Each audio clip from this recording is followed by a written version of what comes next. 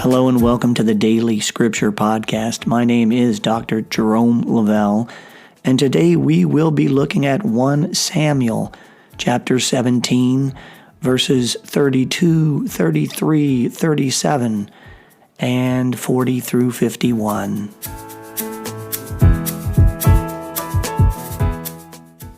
David spoke to Saul, "Let your majesty not lose courage. I am at your service to go and fight this Philistine." But Saul answered David, "You cannot go up against this Philistine and fight with him, for you are only a youth, while he has been a warrior from his youth." David continued, "The Lord who delivered me from the claws of the lion and the bear will also keep me safe from the clutches of this Philistine." Saul answered David, "Go, the Lord will be with you." Then, staff in hand, David selected 5 smooth stones from the wadi and put them in the pocket of his shepherd's bag. With his sling also ready to hand, he approached the Philistine. With his shield-bearer marching before him, the Philistine also advanced closer and closer to David. When he had sized David up and seen that he was a youth and ruddy and handsome in appearance, the Philistine held David in contempt. The Philistine said to David, "I am a dog that you come against me with a staff?" Then the Philistine cursed David by the gods and said to him, "Come here to me, and I will leave your flesh for the birds of the air and the beasts of the field." David answered him, "You can come against me with sword and spear, scimitar, but I come against you in the name of the Lord of hosts, the God of the armies of Israel that you have insulted. Today the Lord shall deliver you into my hand, and I will strike you down and cut off your head. This very day I will leave your corpse and the corpses of the Philistine army for the birds of the air and the beasts of the field. Thus the whole land shall learn that Israel has a God. All this multitude too shall learn that it is not by sword or spear that the Lord saves. For the battle is the Lord's, and he shall deliver you into our hands." The Philistine then moved to meet David at close quarters. While David ran quickly toward the battle line in the direction of the Philistine, David put his hand into the bag and took out a stone, hurled it with the sling, and struck the Philistine on the forehead. The stone embedded itself in his brow, and he fell prostrate on the ground. Thus David overcame Goliath with sling and stone. He struck the Philistine mortally, and did it without a sword. Then David ran and stood over him. With the Philistine's own sword, which he drew from its sheath, he dispatched him and cut off his head.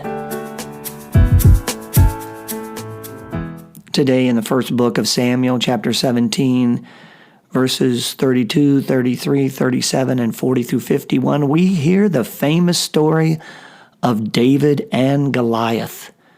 In our Western culture, the pairing of David and Goliath in battle is the ultimate little guy versus big guy, the ultimate underdog versus overwhelming favorite, the ultimate "you got no chance, my man," against all odds story.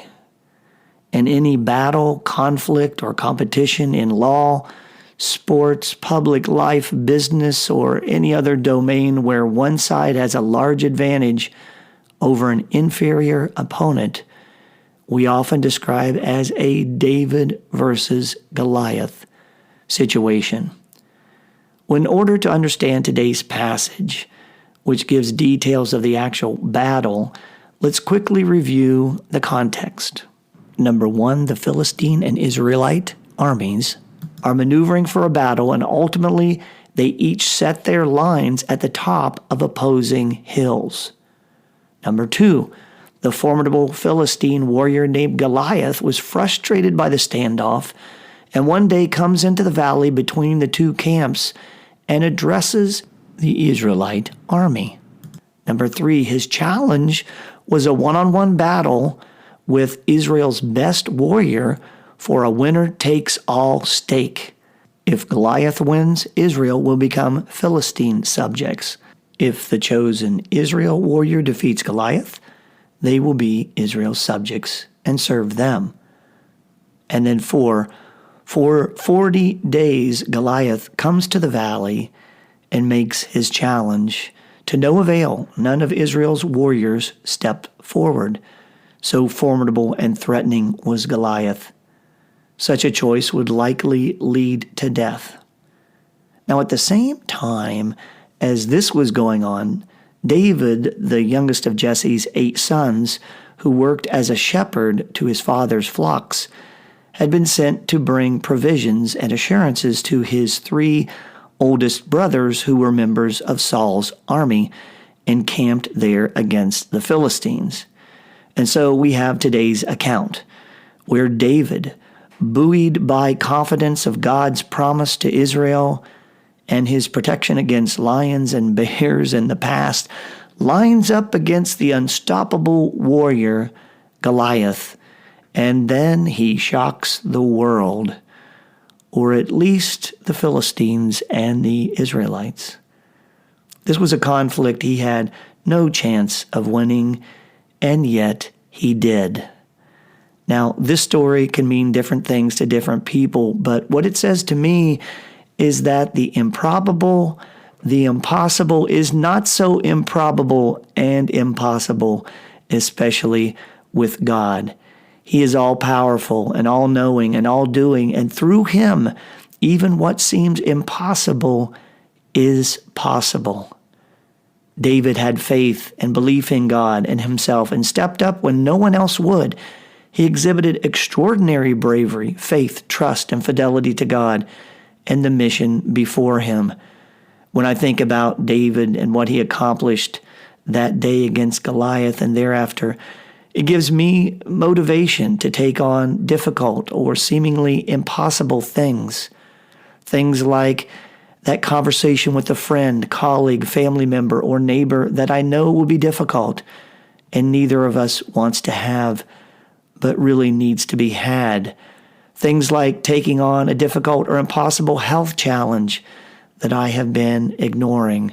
Things like coming to peace with a situation that is not of my approval, and knowing that love and prayer are powerful tools at my disposal.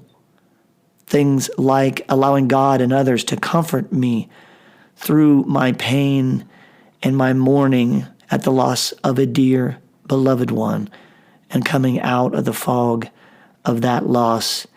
And things like many other difficult situations that we find ourselves in. God was with David that day, and he gave him what he needed, including his skills with a slingshot. He gave them exactly when he needed it. David hit a bullseye that day in his improbable situation. With God at our side using our own slingshots, we can too. Thank you for joining the Daily Scripture Podcast today. My name is Dr. Jerome Lavelle. And remember, with God at our side, we can accomplish improbable things. Until next time, be well and be blessed.